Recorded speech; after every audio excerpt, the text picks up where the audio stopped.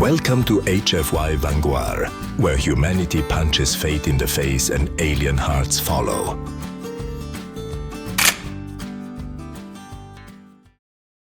Henry Westbrook's transport pod locked onto the docking ring of the Galactic Eternity Academy with a mechanical thunk echoing like a judgment call through the tiny cabin. Through the pod's viewport, he saw the Academy in all its radiant glory, a sprawling orbital complex hanging motionless above a brilliant F-class star. The harsh white light reflected off its polished hulls and massive training vessels, making the whole thing look less like a school and more like a fortress carved from starlight. A tight knot of anxiety twisted in Henry's chest. He didn't belong here, and he knew it. Back on Earth, he'd been a regular kid, not from wealth, not from a line of starfighter aces or famous diplomats. His greatest claim to fame was winning a few back-alley sim races in a repurposed agricultural drone and inheriting his father's stubborn chin. Which made it all the more insane that 3 weeks ago, a holographic acceptance letter had materialized in his cramped living room. It shimmered blue and gold, bearing the seal of the most prestigious military academy in the galaxy. Everyone assumed it was a mistake. Everyone, including Henry. Still, he'd boarded the first outbound shuttle. How could he not? His dad had always said Westbrooks don't back down, especially when they're scared out of their damn minds. The airlock hissed open with a sterile sigh. Henry grabbed his duffel bag, cheap canvas patched up with more hope than stitching, and stepped into a cathedral of steel and glass. The arrival hall of the Academy was massive, buzzing with activity and radiant with holograms. Alien cadets of every shape, scale, and shimmer walked, floated, or slithered in organized chaos. Towering Drothars stomped past their armor, barely containing rippling muscle. Ethereal Sids glided by like walking moonlight. Even a group of crystalline Proxen clicked their facets in what might have been laughter as they refracted light like living prisms. Not one human in sight. Henry felt like a bootleg toy dropped into a collector's showcase. Species identification, human, a disembodied AI voice announced as a hologram flickered to life before him. Name Henry Westbrook. The tone carried thinly veiled disapproval. Proceed to Orientation Chamber B7 for processing and Academy regulation briefing. Thanks, Henry offered reflexively. Gratitude is unnecessary, the hologram replied before vanishing. Off to a great start, he thought. As he headed down the indicated corridor, Henry nearly collided with a hulking Canosian's 6 arms, 4 eyes, and a sneer like wet granite. Watch yourself, human, it rumbled. This isn't your playground. Sorry, just trying to... But the alien had already turned, joining a squad of equally massive cadets who eyed Henry like he was walking garbage. Chamber B7 was shaped like a honeycomb and filled with new cadets from across the galaxy. As Henry stepped inside, every conversation ceased. 30 pairs of eyes, or the alien equivalent, snapped to him, the only human. Whispers started filtered automatically through the universal translator. Must be the janitor. No way he's a cadet. Look at his species code. Henry ignored them. He'd expected this. Humans didn't have telepathy, bioenhancement, or energy absorption. No one cared about adaptability and grit when your opponent could melt steel with a thought. He squared his shoulders and took a spot in the back alone. His eyes wandered forward and then locked on a vision that stopped his breath. She stood near the front, tall and lithe skin, a mesmerizing violet that shimmered subtly with movement. Silver hair flowed down her back like molten light, and her uniform, though standard issue, clung to her like it had been tailored by artists. Her green eyes, ringed with flecks of gold, scanned the room with bored indifference. But Henry caught a glimpse as she turned grace incarnate, sharpened by danger.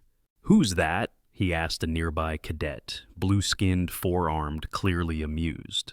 That, the cadet snorted. That's Lena Vale, Velta royalty, top of her class, top of her species, and about a dozen levels out of your league. I wasn't... Save it. Everyone stares, no one touches. That's the rule with Velta. Before Henry could come up with a sarcastic comeback, The doors opened, and a presence strode in that shut everyone up. Admiral Zarvis. His exoskeletal armor gleamed like obsidian, every movement precise and calculated. Without introduction, he launched into briefing mode. Welcome to the Eternity Academy. First assessment, Flight Simulation Hangar E. Second Combat Evaluation Arena, 12. Third Telepathic Aptitude Chamber, 3. That last one hit Henry like a gut punch. Telepathy. That was genetically impossible for humans. He swallowed and followed the group as they moved. As luck or fate would have it, he ended up walking just behind Lena Vale. Her movements were liquid and controlled. Even the crowd naturally parted for her. She glanced over her shoulder, those luminous eyes sweeping across him. Dismissed. She didn't even see him as a threat, just background noise. Henry smirked bitterly. Challenge accepted, princess.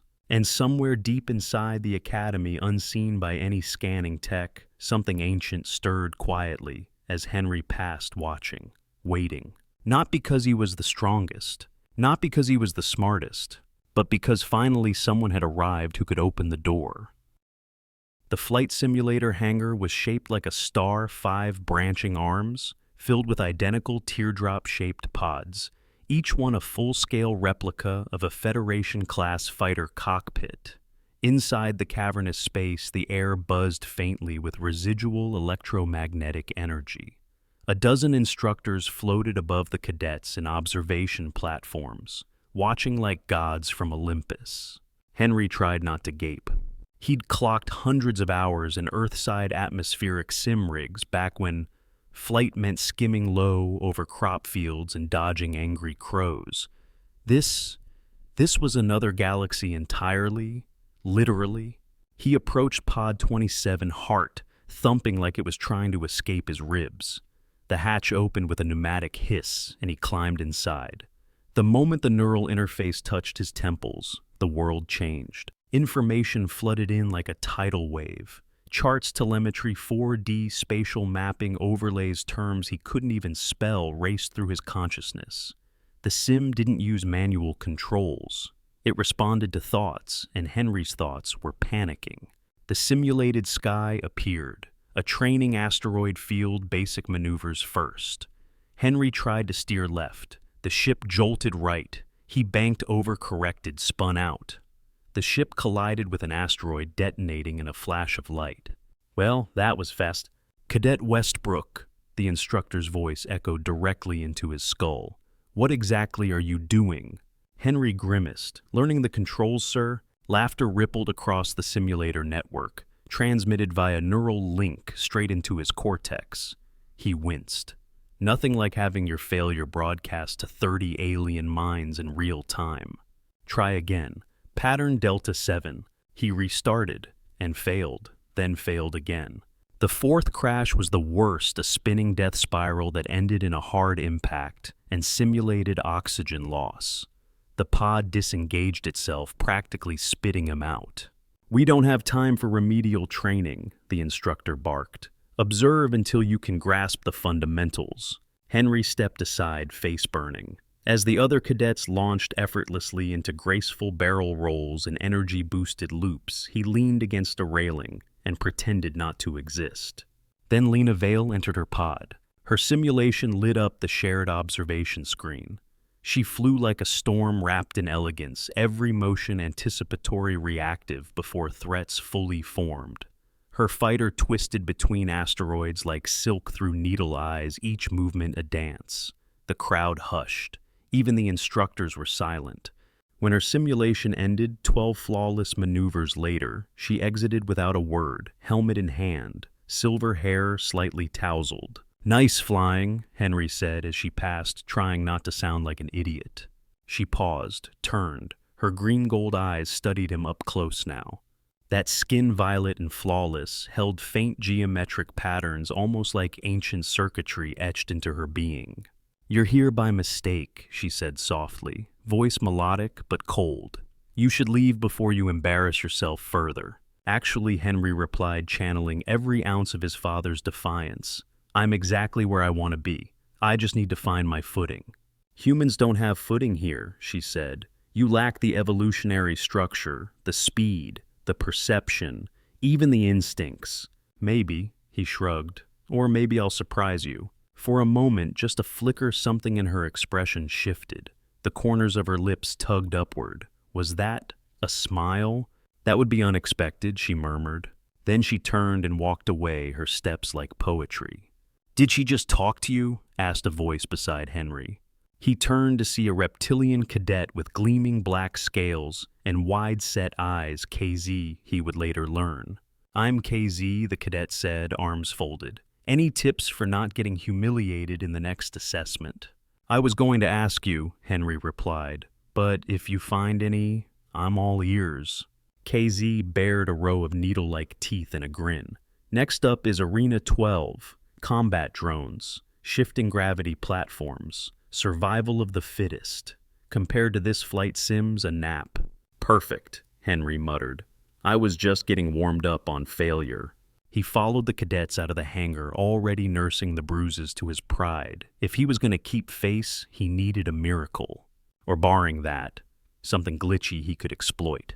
Because this academy didn't want a human, and if he didn't prove he belonged fast, he'd be crushed under the weight of alien expectations and sent back to Earth in a box marked regret. He wasn't just trying to survive anymore.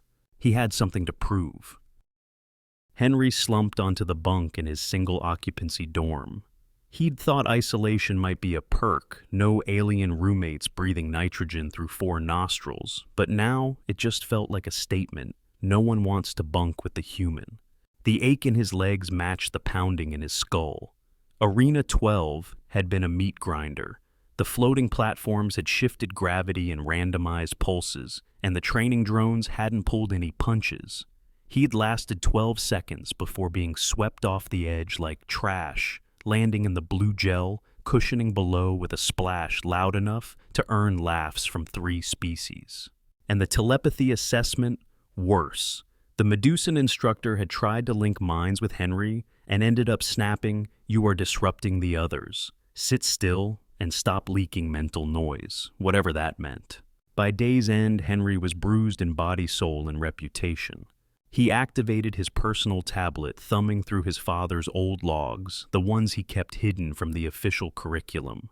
James Westbrook had been one of the first long-haul human cargo pilots to earn interstellar credentials. The man flew by feel, instinct. Henry had always admired that. Maybe instinct's all I have. The door chimed. Henry glanced up, expecting an instructor with expulsion forms. But it was Lena. She stood in the doorway like she belonged to the academy, more than it did to itself. The glow of the corridor lights kissed her violet skin, throwing highlights down her cheekbones and catching the subtle script-like patterns etched into her arms. "You adjusted the thruster sequence during your last maneuver," she said, skipping pleasantries. Henry blinked. Yeah. I mean, it wasn't on purpose. After 3 crashes, I just tried what felt right. That variation isn't in the Academy's manual, she replied, eyes narrowing. Is that bad? It's not taught, she said, stepping closer, because it requires predictive spatial processing above most species' baseline reaction speed. Well, Henry said, scratching his head, maybe I got lucky. You didn't. She stared, visibly frustrated, though, not at him, he suspected. Humans don't have reflexes that fast. You shouldn't have known to try that. I grew up in a junkyard full of salvaged flight tech. Watch my dad reroute dampeners with a butter knife. Maybe I picked up a few things. Her gaze softened barely. Tomorrow's assessment is public, she said, tone shifting. Advanced combat sim, full ranking, all first-year cadets, no hiding. Sounds humiliating, Henry said flatly. The simulators are old, pre-Federation. Some still house embedded tech from Precursor salvage. They glitch. She paused, measured her words. Pod 17 responds differently. Its parameters are unique. Henry tilted his head. Why are you telling me this? I don't know, she admitted. Maybe I'm curious. Maybe I enjoy watching spectacular failures. She turned, the scent of ozone and something warm cinnamon lingering behind her. Then the door closed, leaving Henry alone with his heartbeat hammering. Pod 17, he repeated to himself, leaning back. Was it sabotage? A challenge? Or something else? By the time the artificial dawn light filled his room, Henry had already been awake for hours. He'd memorized every maneuver in the Academy Archive database. He knew he wasn't going to win, but maybe, just maybe, he wouldn't be laughed off the platform. The mess hall buzzed like a hive. Cadets gathered in clusters, species with species. Only one table held a mixture, what Henry would later come to know as the outsiders, the ones who didn't fit anywhere. KZ waved him over. Breakfast before the slaughter. Henry chuckled and joined them. Around the table sat a floating jellyfish-like entity introducing itself as Plex, a burly fur-covered Sarto with 6 eyes and a nervous amphibian named Drent, who kept licking his eyelids. "I'm Henry," he said. Human Plex asked. "Apparently. Specialization. Pointing and surviving," Henry said dryly. The group laughed. Real laughter, not mockery. For the first time since arriving, Henry didn't feel invisible or worse, disposable. They discussed the upcoming combat assessment.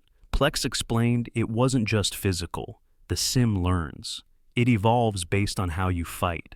So the longer you last, the harder it gets. Drent finished. "Fantastic," Henry muttered. From across the hall, Lana sat among the Velta and elite species cadets. She was radiant as ever, but something was different. Her posture less rigid, her gaze searching. When she caught Henry looking, she didn't turn away. Instead, she held the connection. 3 seconds, 4. Then her eyes flicked away like nothing had happened. "Okay," Henry muttered more to himself than anyone else. "Something weird's happening." "You caught her interest," Plex said, nodding sagely. "Statistically impossible." "That's encouraging." KZ leaned in. "Whatever you do in that sim, don't die in under 20 seconds. I've got credits riding on you lasting at least 30. Henry grinned. "No pressure then." The arena was packed. Not just cadets, but instructors, officers. Even Admiral Zarvis stood like a black plate statue at the command deck. A massive display screen hovered overhead, ready to broadcast each performance to the crowd. "Today's scores," Zarvis intoned, "will determine your placement, priority access, and eligibility for elite cadre." One by one, cadets stepped into their pods. Each round began with a single drone, then 2, then 5. The best lasted 7 minutes. KZ surprised everyone with 6.5. Then Lena stepped forward. Gasps followed her entrance into Pod 13. She danced through the simulation, blurs of movement, grace that anticipated aggression. Henry watched her like he was watching a storm in real time. After 10 minutes, she was overwhelmed, but not before disabling 23 drones. Applause followed. Then came the part Henry dreaded. Next, Cadet Westbrook. Whispers rippled. Laughter. Curiosity. Some cadets leaned forward, practically licking their fangs. Henry stepped up. Pod 17 waited. It looked older, slightly scarred. Its hatch hesitated a fraction longer than the others. He climbed in. The interface flared to life, and for a heartbeat he felt it again. That rhythm, that presence. Not technology. Recognition. The hatch sealed. He was no longer just a human. He was part of something bigger. He just didn't know what yet.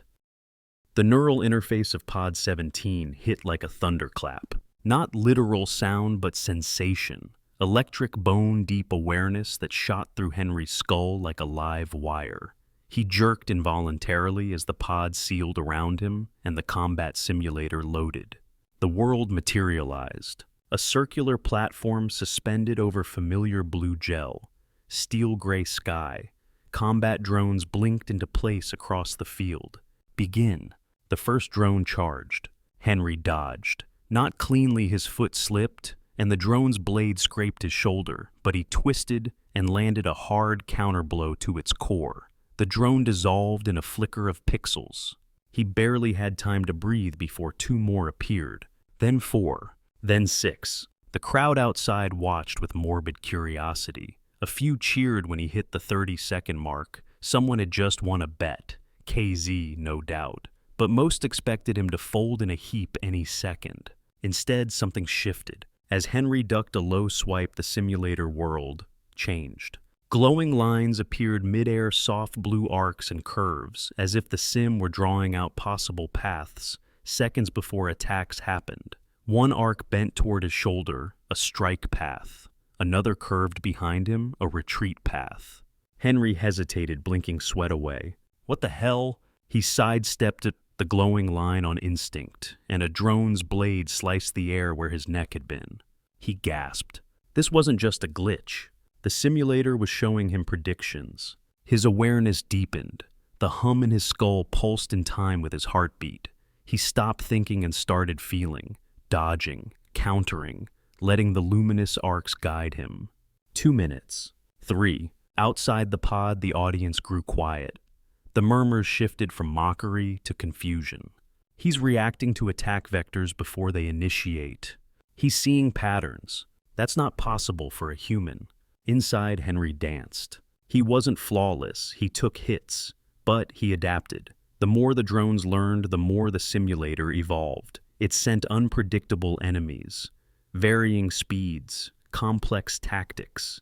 Henry kept going. At 5 minutes, he no longer felt like he was in control of the pod.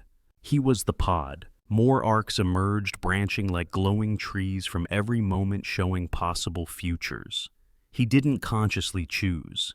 His body moved fluid and precise, guided by a rhythm older than instinct. 7 minutes. 8. His arms trembled, muscles burned, sweat soaked his uniform, but the lines burned brighter. Then pain. A sudden surge flared through the neural interface.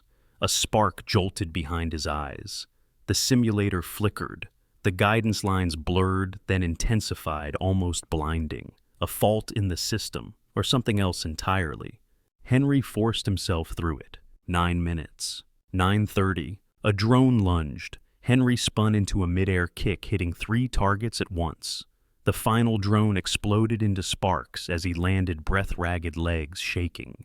Simulation terminated. The pod hissed open. Silence. Every eye stared at him, some with awe, others with suspicion, a few fear. Admiral Zarvis stepped forward. His compound eyes narrowed. "Cadet Westbrook," he said, voice even. "Explain your performance." Henry blinked, still swimming through aftershocks. "I adapted, sir." Zarvis studied him a moment longer. Pod 17 was scheduled for maintenance. It's known to contain unstable systems. "I didn't know that, sir," which was true technically. Lena had never said why it was different. The Admiral said nothing more, but the atmosphere had changed. The crowd parted as Henry stepped down. He didn't collapse, though he wanted to. KZ met him halfway, eyes wide. "You lasted 9 minutes and 42 seconds. Henry barely heard him. His gaze found Lena across the room. She stood with her peers, Velta cadets, elite students, and yet her attention was locked on him. Others around her whispered furiously, clearly rattled. She gave a tiny nod. Not a smile, not approval, but recognition. He had done something impossible. He had belonged. That night, Henry sat on his bunk, still damp with the sweat of glory and confusion. His terminal chimed. New message. That wasn't luck. We need to talk. Observation deck, C, midnight, L. He stared at it for a long moment, then smiled. Not cocky, not arrogant, just ready. Whatever had happened in that pod had changed everything. And it wasn't over. Observation deck C curved like a crescent moon around the station's hull. Its polyglass dome revealed the stars in crystal clarity. Charts glowed softly from a central projector mapping constellations unknown to Earth. Henry waited. At 11:55, Lena emerged from the shadows. No academy uniform, just a shimmering metallic bodysuit that reflected starlight and shadow with each motion. Her silver hair hung loose. Her presence silenced everything around her. "You're punctual," she said, stepping closer. "Humans are full of surprises," Henry replied, heartbeat spiking. She circled him slowly, studying his features. Her gaze intense, more scientific than romantic. "For now." "What happened in Pod 17 shouldn't have been possible," she murmured. "The tech inside it is pre-Federation, ancient, precursor." Henry stiffened. You pointed me to that pod. I didn't expect that. She folded her arms. The artifact inside is usually inert. Some species can trigger it lightly minor reaction enhancement, but you achieved full synchronization. What does that mean? She didn't answer directly. Instead, she stepped forward close enough for him to see the circuitry in her skin glowing faintly. You may not be fully human, she said. Henry barked a short laugh, but it died quickly when he saw her expression was dead serious. I was born in Kansas, he said. Regular parents. No space alien DNA, far as I know. Maybe it's something hidden or dormant, but the artifact responded to you like it recognized you. He swallowed hard. And that's why you wanted to meet scientific curiosity. Partially, Lena admitted, but also to warn you. About what? You've been reassigned to the elite cadre. Henry blinked. That's good news, isn't it? Not when no human has ever been admitted. Not when someone in power made that decision overnight. You have someone's attention. Yours, apparently, he said before he could stop himself. Her lips twitched almost a smile. You're more reckless than I thought. He stepped closer, pulse racing. You still think I'm just a primitive species? No, she whispered. Then why help me? Lena hesitated. I don't know, she said honestly. You're an anomaly. She turned to leave, then paused. Tomorrow's exercise prototype vessel training will be paired. Lucky me. She didn't reply, but the faintest glow shimmered beneath her skin as she disappeared down the corridor. Henry stayed there a long time, eyes on the stars. He didn't know what he'd become, but for the first time the galaxy felt less cold and infinitely more dangerous. At Eero 458, Henry stood alone in Hangar Bay 7, staring up at the sleek two-person scout vessel, designated Epsilon 9. His nerves thrummed like high-tension wire. Sleep had been impossible after the meeting with Lena. Thoughts swirled of Artifact's destiny, and starlit eyes that saw more in him than he saw in himself. Commander Thex is a scarred Medusan veteran with cybernetic tentacles and a glare that could dent steel stalked into the hangar. Elite status means nothing here. Thex growled, voice processed through a translator, with more static than mercy. You start from zero. Every day, every flight you prove your worth, or you're gone. His compound eyes swept the cadets like targeting lasers. Henry felt the weight linger an extra second on him. Pairings appeared on the screen. Henry's stomach dropped when he saw it. Cadet Vale, Cadet Westbrook, Vessel Epsilon 9. Lena stood across the hangar already in uniform. Her hair was tied back, her face unreadable. She acknowledged the assignment with a single blink. No reaction. Henry exhaled. Let's not crash anything expensive today. As they approached the vessel, he broke the silence. Guess I passed the interview. Focus on the mission parameters, Lena said, her tone professional. He climbed into the co-pilot seat, trying to ignore the tight quarters, or how her shoulder brushed his. The cockpit sealed with a soft hiss. The console hummed alive with energy. Our objective, she said, tapping a holographic waypoint, is navigation through Sector 7's asteroid field. Standard reconnaissance training. No weapons, no combat. Simple. Simple's good, Henry said, then caught her sideways glance. What? Simple is rare, she replied, especially with you. The ship detached from the hangar with smooth thrust.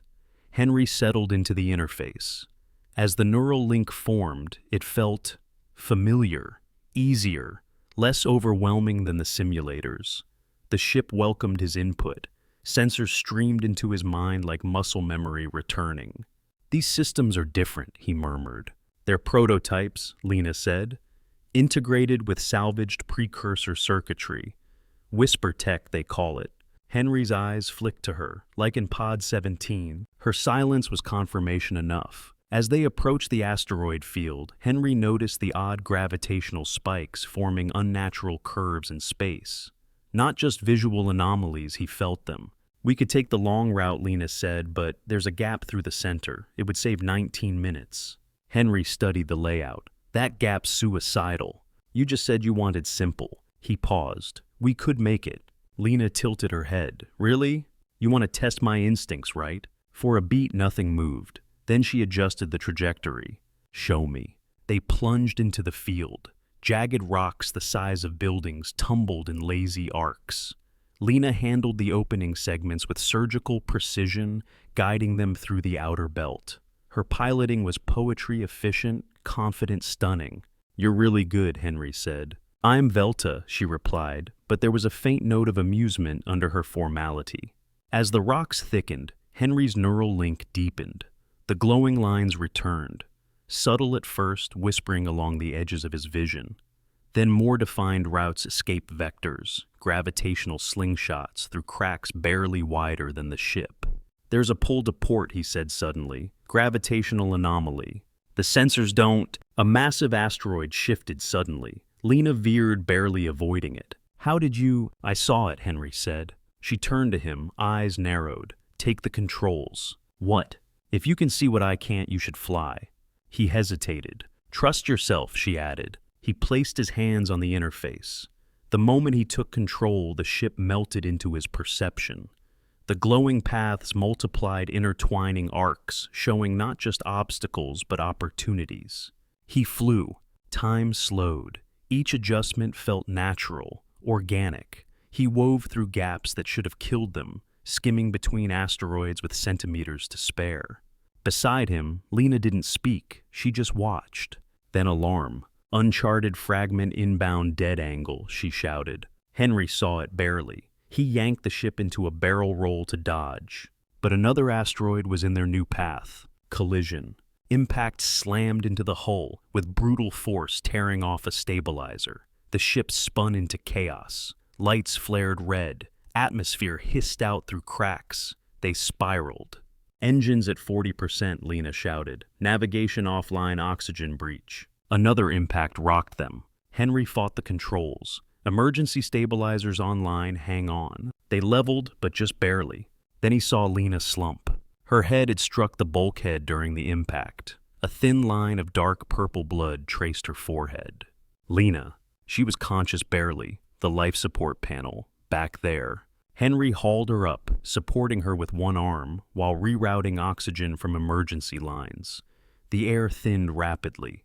His ears popped. Breathing grew difficult. "How long?" he asked. 20 minutes, maybe 30. She collapsed against him. "We have to find shelter." She nodded weakly. "Old mining station, embedded in asteroid K-42, emergency dock." He scanned, found it. 2 kilometers out, their only chance. "Can you seal the hull breach?" "Partially." She staggered toward the panel, fingers flying across the controls despite her injury. She bought them time, not safety. He grabbed her again. "We're going for it." "How?" Full neural sync. Her eyes snapped open. "You could die. The system's damage feedback could fry your brain." "Better than suffocating." Their eyes met. A beat passed. "Do it," she whispered. "But Henry, be careful." He stripped the interface gloves, pressing bare palms against the neural matrix. White-hot pain lanced through his skull. Data screamed into his mind, fragmented, glitching raw. The ship's systems were bleeding, but the paths were still there, broken, dim, but there. He found one. "A narrow tunnel, asteroid K-42, we can make it." "We can make it." "That tunnel's insane," Lena said. "Probably," he muttered. He plunged the vessel into the asteroid's open wound. The tunnel was jagged, narrower than any sane pilot would attempt. Proximity alarms howled. Henry flew blind, relying entirely on the faintest threads of light and instinct. They burst out the other side. The emergency shelter loomed ahead, a battered dome embedded into the asteroid's surface. Henry fired emergency thrusters, aligning them toward the ancient docking ring. Sparks flew as they slammed into the bay, skidding sideways, metal shrieking against metal. Docking clamps engaged. Air repressurized. They made it. Barely. Henry staggered to Lena, unbuckled her harness, and carried her out of the ship into the shelter. The stale, recycled air hit him like salvation. He laid her down on the dusty med bed, grabbing the emergency med kit. She stirred. "Henry, I've got you," he whispered. "Just stay with me." He cleaned the wound and applied the healing gel. Her skin shimmered under the light, like she was carved from starlight and secrets. "Don't die on me now," he muttered. Not planning to, she murmured, eyelids fluttering. He slumped beside her body, trembling. They'd made it, together, and something between them had shifted forever. The shelter was quiet, except for the gentle hum of life support and the soft, steady sound of Lena's breathing. Henry sat beside her, fingers still trembling from the neural overload. His head ached with dull pulses that came in waves like a tide of static lapping against the shores of his thoughts. He'd pushed himself further than ever before, and it had worked. But at what cost? Lena stirred. Her violet eyelids fluttered open, revealing those unmistakable emerald eyes. They locked onto his immediately. "You're still here?" she whispered. "Not going anywhere," he replied, voice rough. "Rescue's en route. We're safe. For now." She tried to sit up, winced, then lay back with a soft hiss of pain. He supported her gently, his arm sliding behind her back. "What you did back there," she said, searching his face. No one else could have flown that path. "The ship wasn't just responding to you, it was bonding with you." "I saw possibilities," Henry murmured. "Paths, like a web of choices. I didn't know what I was doing, I just followed the ones that felt right." Lena's gaze softened. "It's not just instinct, it's synchronization. Something even we Velta can barely achieve with Whisper Tech. You synced with a damaged system under pressure and created a new path." He hesitated. "So, what does that make me? Some kind of lucky idiot, or something worse?" She didn't answer at first. Instead, she reached out, fingertips brushing the side of his face, feather-light, almost unsure. "You're not just compatible, Henry," she said quietly. "You're resonant." "Resonant," he echoed. "With them, the precursors." She nodded. "Their artifacts, the ones our tech is based on, they were never meant to be weapons or tools. They were bridges, living systems designed to connect with what we never fully understood. And now you think, I'm what they were meant to connect to." Her fingers lingered against his jaw. "You felt it. I saw it, and I was ordered to study it." Henry's breath caught. "What do you mean, ordered?" Lena's hand dropped to her lap. Her face shifted stoic again, but laced with something rawer beneath. "Shame. I didn't end up paired with you by chance. Pod 17 wasn't random. None of this was. After your first day when the artifact reacted, my father contacted me." Henry froze. "Your father?" "He's the head of the Custodian's research division, Professor Vill." The name hit like a gut punch. "The same Custodians who believe Precursor tech is the key to galactic dominance." "Yes," she whispered. "So this was a setup," Henry said, voice flat. "You got close to me for him." "It started that way." She snapped, sitting up more fully, despite the pain. "But it didn't stay that way." He stood, taking a step back. "Convenient." "You think I haven't been fighting this?" she said, voice trembling. "Fighting them and myself for even talking to you like this." "Then why keep going?" he asked. "Why not turn me in like your duty demands?" "Because you're different," she said softly. "Because when you look at me, you don't see a Velta heir. You don't see a political opportunity. You see me." His voice cracked despite himself. "Do I?" "Yes," she whispered. Silence settled between them like mist. Then she added almost too quietly to hear, "And I see you, Henry. Not just some accident of genetics, not just a human anomaly. I see the way you stand up when everyone wants you to fail. I see the way you fly wild, instinctive, true. You don't fit into this galaxy. You challenge it." He moved back toward her, unsure whether to hold her or collapse into her arms. Instead, he said, "Then why didn't you tell me sooner?" "Because I was scared," she said. "And because once I knew what it meant, I didn't want it to be a lie." Their eyes met. "I wanted us to be real." Henry didn't hesitate. He leaned in slowly, giving her the chance to pull away. She didn't. Their lips met, tentative, exploratory. Then deeper. There was no fire or passion in that first moment, just honesty. Two lost pieces aligning for the first time.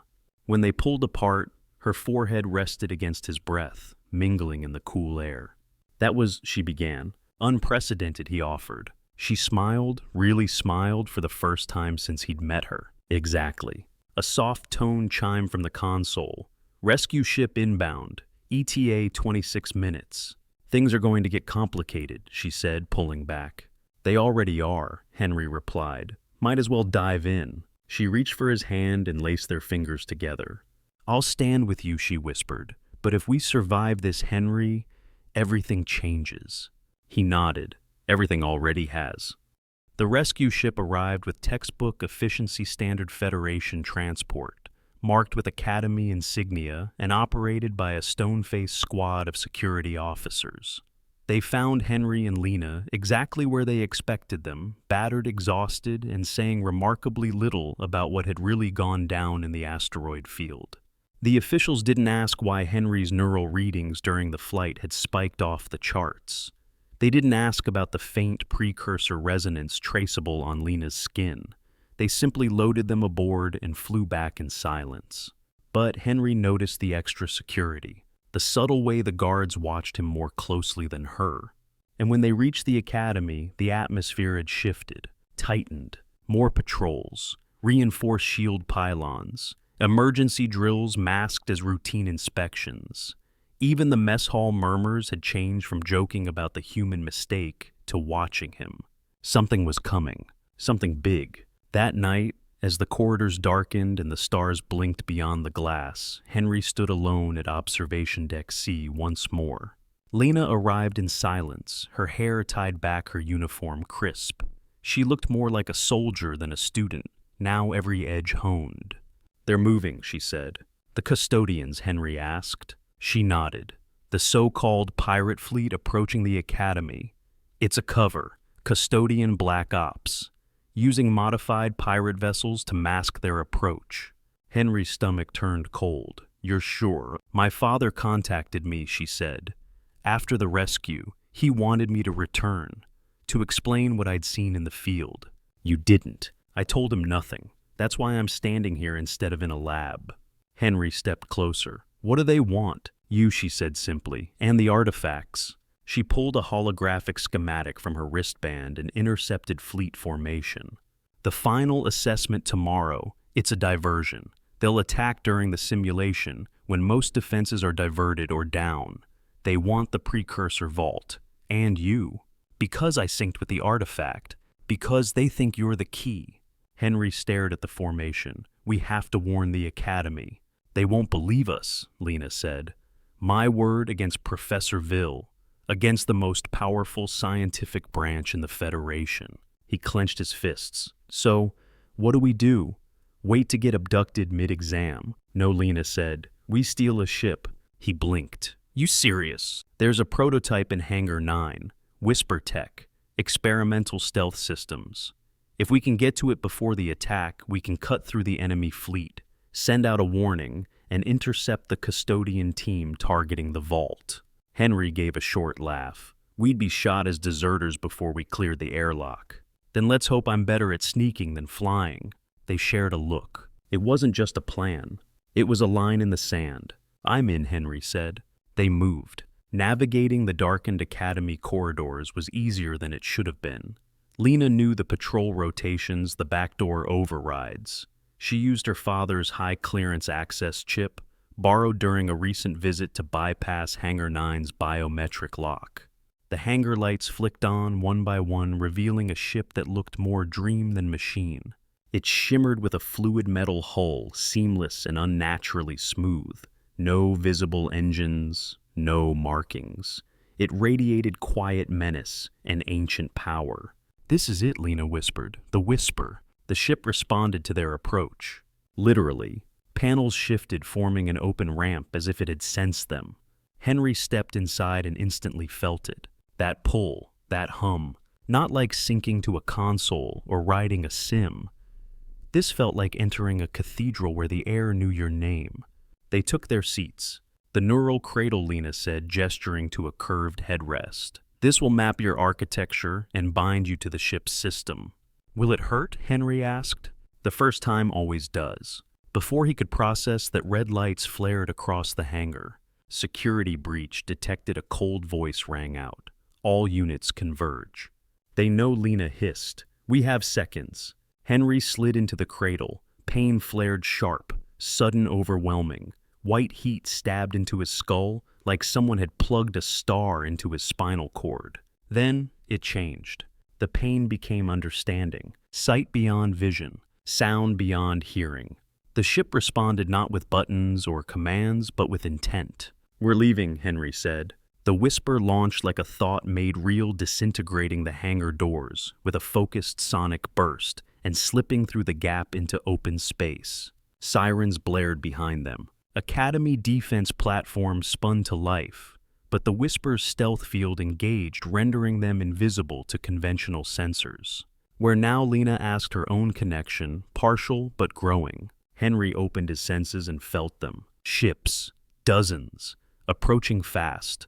A false pirate fleet sloppy on the outside but perfectly coordinated underneath. "They're targeting the archive," he said, "and the main shield generator. If we don't warn them, it's over." Lena leaned forward. "Then let's light them up." Henry accessed Academy command frequencies using the Whisper's override protocols. "This is Cadet Henry Westbrook. The incoming fleet is not what it appears. They're Custodian controlled. They're coming for the artifacts. You have to reinforce the vault." Static. Then Admiral Zarvis's voice cut through. "Westbrook, you're in a stolen ship mid-assessment. Explain. Scan their energy signatures. Vector 227 Mark 9. You'll see the truth." There was a pause, then confirmed, preparing countermeasures. But it was already too late. The enemy fleet broke through the perimeter. Explosions rocked the south quadrant. The main shield generator took a direct hit. "They're in," Lena said. "Then so are we," Henry replied. He turned the whisper toward the heart of the Academy, toward the Prime Vault, toward his fate. The whisper descended like a falling star, slipping through smoke and chaos as the Academy burned below. Explosions rippled through the southern towers, lighting the night in bursts of orange and violet flame. The Custodian fleet swarmed like vultures, their pirate masks discarded, exposing sleek jet-black vessels bristling with forbidden tech. The Prime Vault lay beneath the central spire, protected by the last standing defense grid.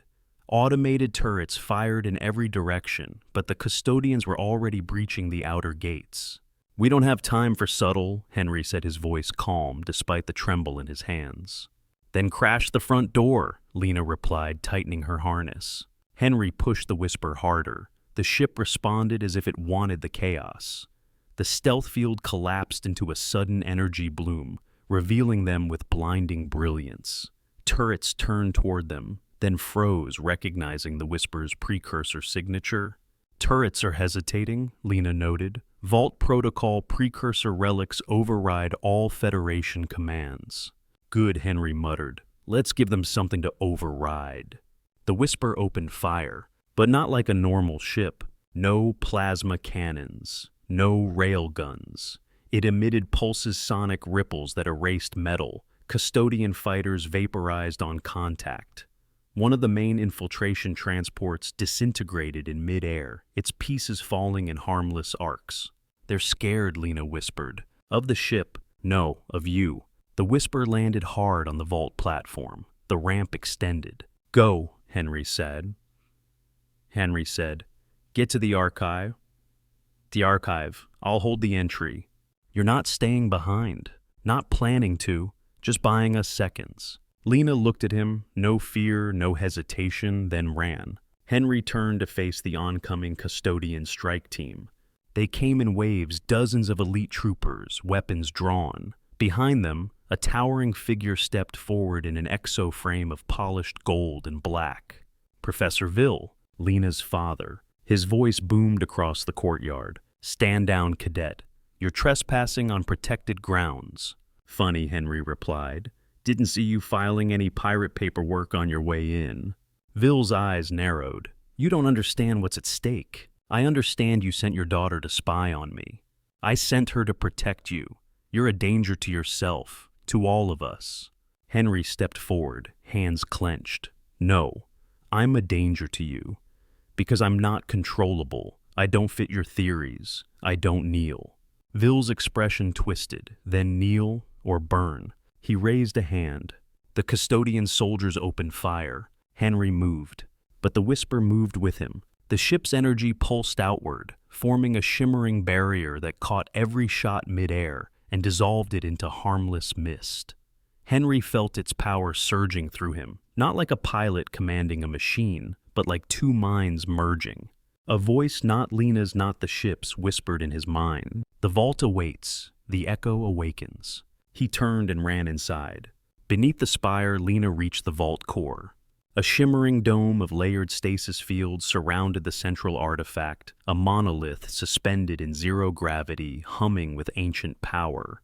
She approached the console, her hand hovered. Behind her, Henry entered, eyes wide, chest heaving. "You okay?" she asked. "Never better," he lied. He stepped toward the monolith, and the monolith reacted. Light rippled across its surface, pale gold shifting to vibrant blue. Symbols no one had translated in 1,000 years aligned, forming a spiral. The dome opened. "You shouldn't be able to do that," Lena said. "I didn't do anything," Henry said. "Yes," she whispered. "You did." He stepped forward. The artifact's energy surged, and then he touched it. Visions slammed into his skull. Not dreams, memories. Not his own. A galaxy older than memory. A species that walked among stars like gods, the precursors seeding life, shaping reality not as rulers but as guides. They had no ships. They were the ships. No tools. Their bodies were technology. Every one of them linked in purpose. Until they saw the collapse coming. Entropy. War. The rise of lesser minds that use knowledge for dominance. So they left. But not without leaving behind echoes. Not to be used, but to awaken those who could walk their path. And Henry somehow was one of them. Not precursor, but aligned. His neural pattern wasn't just compatible. It was designed, as if something had nudged humanity down a path no one saw coming. He staggered back. Lena caught him. "What did you see?" "Everything," he breathed. "They're not extinct. They're waiting. And this," he gestured to the monolith, "was their test." A sound echoed down the corridor. "Vil." He entered the vault, flanked by 4 Custodian guardians, eyes glowing with psionic enhancement. "That artifact belongs to the Custodian Council," he growled. Henry stood straighter. "No, it doesn't. It never did." "You have no idea what you're touching," Vil said. "Don't I?" Henry replied. "Because it just showed me the real history of this galaxy." Vil's face twisted with fury. He raised his weapon. Lena stepped in front of Henry. "I won't let you kill him." Vil's voice cracked. "He's rewriting what we built, what I built for you." "Then maybe it was never worth building," she said. The moment froze. Then Vil fired. So did Henry. Not with a weapon, but with will. The artifact pulsed, and the vault detonated with light. There was no pain, only light, brilliant, unending, beyond the color spectrum, beyond physics. Henry floated, suspended in something that felt like both space and thought, like his body had been discarded and his mind expanded across dimensions he didn't know existed. He wasn't alone. The whisper was there not as a ship but as an idea, a vessel of memory singing in harmonic pulses. Lena was nearby, too, tethered to him not by gravity or proximity, but by something deeper. She wasn't speaking, yet he heard her. "Henry, you still in there?" He focused. A form began to return. Limbs, breathing, identity, but different now, fused with something that hummed with knowledge older than time. The vault's monolith had cracked open like an egg, and Henry had stepped into the yoke of the cosmos. "You have touched the echo," the voice said again. "The bridge is forged. You are not their heir. You are their answer." His eyes opened. He stood once more in the vault, Lena holding him, but something was different. His skin sparked with faint gold lines. His pupils pulsed with fractal patterns. He was alive, but more than human. The 4 Custodian guardians stood frozen in awe. Vil staggered back. What are you?" Henry turned his gaze toward the man. "You were wrong. About everything. You think the precursors left power for us to use? No. They left it as a warning," Henry said, voice layered with something deeper, something resonant. "You're becoming one of them," Vil whispered. "No," Henry said. "I'm becoming something new." Then he raised his hand. The Guardian's weapons evaporated. Not melted, not disintegrated, simply ceased to exist like they had been erased from the timeline. Vil screamed and charged. Lena tried to stop him, but Henry moved faster. He didn't punch, didn't attack. He touched Vil's forehead. The professor collapsed instantly unconscious.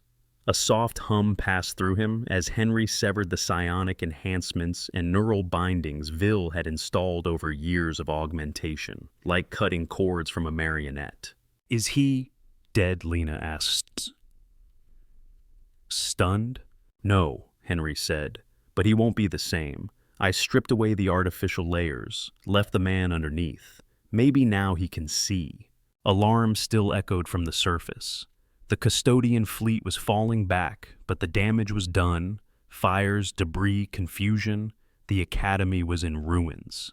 "We have to get out of here," Lena said. "Command won't know who to trust. They'll think you're infected." "I'm not infected," Henry said. "I'm awakened." He turned to the monolith one last time. A final pulse of energy wrapped around his body like a farewell. Then it collapsed in on itself and vanished, folded into non-space, gone forever. The vault was silent. They boarded the Whisper. The ship welcomed Henry not as a pilot, but as a partner. Its systems no longer required neural syncing. It was synced permanently to his thoughts, his instincts. As they rose above the Academy, they passed through the waves of defense drones and patrolling craft. Some locked on, some opened fire. But the Whisper simply moved through. Each blast missed by microns. Each lock-on faded. "I think you're breaking the rules of physics," Lena said, half laughing, half afraid. "Not breaking," Henry replied, "just rewriting." They soared above the outer atmosphere, watching the stars stretch across the void. Lena looked at him. "You're glowing. I feel like I'm being rewritten molecule by molecule," he admitted. "You're still you, though." He smiled. "I am me, just louder." She leaned back, eyes closed. "What now?" she asked. Henry looked out at the stars. He could feel them. Every ship, every pulse of subspace. He could even sense the whisper of old precursor machines scattered across forgotten moons. "I think we go find the rest," he said. "The other echoes, the other bridges." Lena chuckled. "So you're just going to wander the galaxy, enlightening people?" "I'm going to find those like me, like us," he said. "Us. You're changed too," Henry said. "You touched the vault. You bonded to me. You saw what I saw." She looked at her hands. Sparks danced across her fingers. "Oh," she said softly. "Damn." They both laughed, relief, tension, and awe in equal measure. Then the Whisper pinged. An ancient signal, low frequency, repeating, coordinates. "Another site," Henry said. She nodded. "Then let's go." And with that, the ship vanished into slipspace. The Whisper slipped through slipspace like a dream woven from dark matter, invisible to sensors, untouchable by weapons. Days passed, or maybe minutes. Time was strange when your mind was partially linked to a vessel that didn't obey time. Henry sat in the pilot's seat not because he needed to, but because it felt right. Lena leaned against the console, Basinian eyes on the stars. "So what are we?" she asked finally. "Fugitives? Prophets? Galactic vigilantes?" He smiled. "Renegades. With good hair and a ship older than civilization." She laughed, but there was sadness behind it. "They'll come for us." "They already did," Henry replied. "And they lost. But next time they'll bring more. They'll adapt. We're not just anomalies anymore. We're threats." He looked at her, really looked, and saw a storm in her eyes. Not fear, not doubt, just resolve. "Then we become something they can't fight," he said. "Something they have to follow." The Whisper dropped out of slipspace above an uncharted moon circling a dead gas giant. From orbit, it looked like nothing. Just cracked stone, no atmosphere, no readings. But Henry felt it. Buried deep below the surface, another artifact. Smaller than the vault relic, but older, sleepier. A beacon. They landed. The moon's gravity was light, the air manufactured by the Whisper's projection field. No sound, no wind, just echoes. The cave was smooth, perfect, as if carved by thought, not tools. In the center, a spire no taller than a man, crystalline, pulsing. Henry approached. This time Lena touched it first. She didn't collapse, didn't glow. She connected, her presence activating a cascade of data that shot through the cave walls like synaptic lightning. "I can see them," she whispered. "Other beacons, other bridges, some still dormant, some broken, some calling." Henry placed his hand beside hers. The spire changed color, deep violet turning to brilliant white. Then a projection flared. Thousands of stars, a map of the hidden galaxy, each marked with a subtle symbol, each one a sight, a test, a memory. Not for domination, not for power, for understanding. The precursors hadn't vanished. They had withdrawn, waiting for species to evolve with purpose, not ambition, waiting for someone to ask the right question. And now they had answered. Back aboard the Whisper, they studied the map. Some of the sites were far outside known space. Some were beneath war zones. Some buried beneath cities. One shockingly inside a Federation prison station. Lena smirked. "You ready to break into a maximum security black site just to retrieve an alien paperweight?" He grinned. "You had me at break-in." She leaned forward, serious now. "Henry, what if the Federation brands us terrorists? They already branded me insubordinate human experiment. Terrorists, just another box to tick. And what about your family Earth friends?" He paused. "I didn't have many friends. And Earth stopped calling the moment they found out I scored precursor compatibility." Her voice softened. "I'm sorry." He shrugged. "It's okay. I've got a new purpose now. And me," he smiled. "You're my co-pilot, my backup, my chaos magnet." She elbowed him. "You know I was supposed to be the spy, right? Then you failed spectacularly." They laughed, but the tension lingered. This wasn't a rebellion, it was a revelation. And revelations always attracted fire. Elsewhere in a hidden sector of Federation space, the Custodian High Council met in silence. Images flickered Henry's glowing form inside the vault. The Whisper's impossible maneuvers, the defeat of Professor Vill. "He's ascended," one said. "We must contain him." "Too late," another replied. "The echo has awakened. The network is active." "Then we must find the next candidate," the speaker said.